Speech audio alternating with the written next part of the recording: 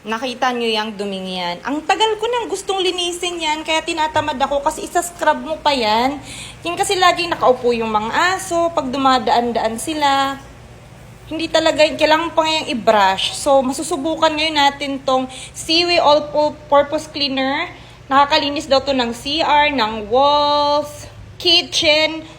Tingnan natin kung mag-work pa. Shake muna natin and then spray. So, itong area na to, wag nating punasan. This area lang. Naku, matigas to. I doubt na kaya nito. Ayan na. So, wag na nating ibabad. Punananasan natin agad. So, ito lang yung gamit natin.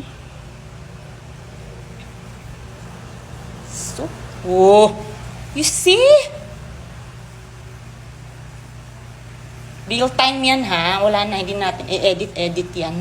Para makita nyo kung gaano ka daling linisan, kaysa gumamit kayo ng mga nabibili sa mall. Yes, nakakalinis din yun, pero mahal at kailangan pang ibabad. Ito, no babad needed.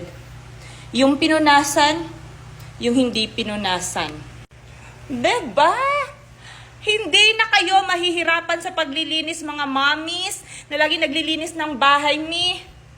Para mapadali ang buhay ninyo at hindi na kayo magkiskis ng mga stains sa wall, sa kitchen, sa CR. Ito na yung gamitin ninyo, itong Seaways All-Purpose Cleaner.